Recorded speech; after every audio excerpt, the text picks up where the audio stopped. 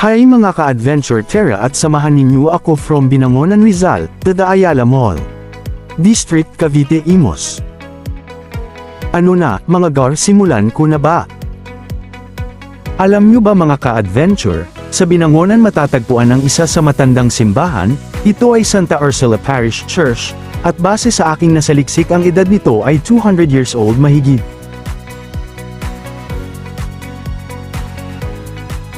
At meron din dito mga resort na tamang-tama, at magandang dayuhin ngayong tag-init, isa sa listahan ay Thunderbird Resort, Lore Ilon Farm and Resort, GSL Private Resort, Casa Ceremonia, Ellisville Resort, Lakeville Resort.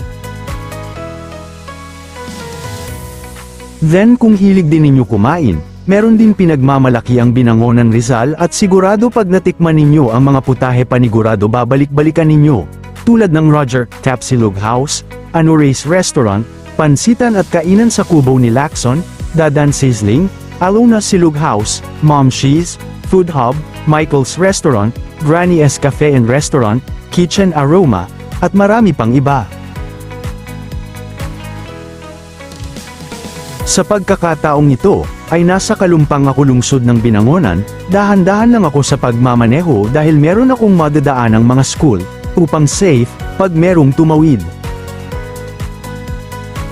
Mga gar, nauubusan ako ng sasabihin, syempre biro lang, ha ha ha ha ha ha ha ha. Anyway mga ka-adventure, gusto nyo ba ay kwento ko sa inyo kung paano ako nagsimula sa pag-vlog? Month of February 2024 nagkayayan kami magkakatrabaho mag-ride sa Batangas, then kanya-kayang cellphone, kanya-kanyang kuha ng video at picture sa magagandang tanawin, at kung kaya't sa ganung situation nakahiligan ko na ang pag-edit, at paggawa ng mga videos. Ginagawa ko lang pag may free time, at nang dahil hilig ko mag-video nag-invest ako ng action camera, upang sa ganung paraan masimulan ko na ang aking hilig sa video editing. Hindi pa ako ganun kagaling sa pag-edit ng video at pictures, inaaral ko pa ito magpahanggang sa ngayon, upang pagdating ng araw pag hindi ko na kayang magmotor or pag dumating ang araw na tumanda na ako meron akong mababalikang alaala ng masasayang karanasan, gayon din ang aking mga team, then ang camera isa din yan sa magandang investment, dahil hindi natin masasabi ang safety natin sa lansangan, at upang sa oras ng pangangailangan meron tayong footage na makukuha.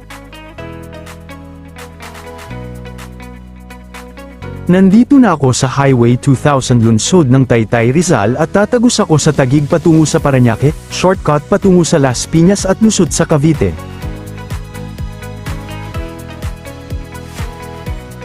Ang aking location ngayon ay C6 Taytay. Alam ba ninyo mga ka-adventure dito makakabili ng motor parts accessories ng iba't ibang klase ng motor, dahil super bagsak presyo dito ang mga motorcycle accessories, at dahil high hilera dito ang mga shop, na para bang tiyan kung titignan.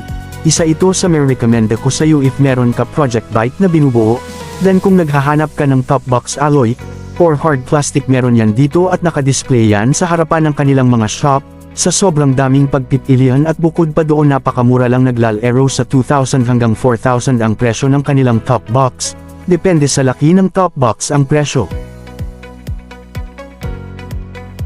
At maikwento ko na din mga ka-adventure, itong dinadaanan ko ngayon, natuklasan ko ito noong, naging coordinator ako dati sa aking dating naging company, year of 2016 or 2017, at naalala ko pa nung nag-issue sila ng motorcycle ito ay Yamaha SZ150cc, at noong paahon na yun hindi pa sementado ang daanan dito, pag tag-ulan lulubog ang gulong sa putik at sa pinakagilid ka talaga dadaan dahil bago pa lang ako dati sa pag-operate ng manual na motor sobrang ingat ko sa pagdaan dito upang hindi dumulas ang gulong ko, at pag tag-araw naman sobrang kapal ng alikabok.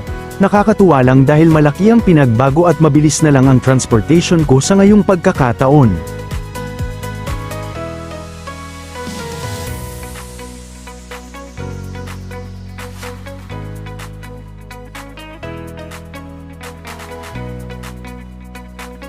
At sa pagkakataon na ito nandito na ako sa Parañaque, bayan ng Kaingin Road, patungo na ako sa sukat kung mapapansin ninyo right side nandyan ang NAIA Terminal Airport.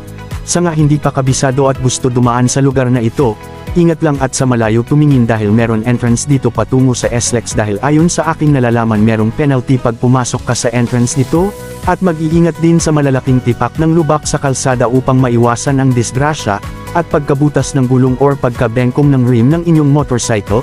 Always ride safe mga gal. Anyway mga ka-adventure, ako nga pala si Seryo ang AI na nagsasalita dito sa video ng Team Adventure. Nais ko ipakilala ang aking nobya na si Marimar. Hello mga ka-adventure, ako si Marimar, nobya ni Seryo, kamusta kayo? Sa pagkakataong ito ay nandito na si Boss Jason sa Asinan Sukat. Alam ba ninyo mga ka-adventure nandito ang malalaking warehouse ni SM, then dito din deliver ang mga product mula sa company ni Boss Jason, once meron purchase order si SM. Sa lahat nagmamotor at nakabike, palaging mag-iingat dahil sa sobrang init ng temperature na ating dinadanas ngayon, magdala ng tubig at ekstrang damit at face towel, mag-iingat din ang ming history ng high blood, at sakit sa puso, mas medj panatiliin presko ang inyong suot, at magdala ng ekstrang face towel na pwedeng basain ng tubig na malamig, upang pag makaramdam ng pagkahilo, paninikip ng dibdib, ay mainam na ipunas sa braso at idampi sa mukha at leeg upang guminhawa ang iyong pakiramdam. Palaging mag-iingat mga ka-adventure. Nandito na si Boss Jason sa Ayala Mall District Imus, upang mag-conduct ng audit. Hanggang dito na lang muna, ride safe and see you mga ka-adventure. Thank you Marimar. You're welcome Seryo. Thank you for watching. Please like and share, pakipindot na din ang subscribe and follow button at papindot na din ang notification bell, para updated kayo sa panibagong videos. Ride safe mga ka-adventurer.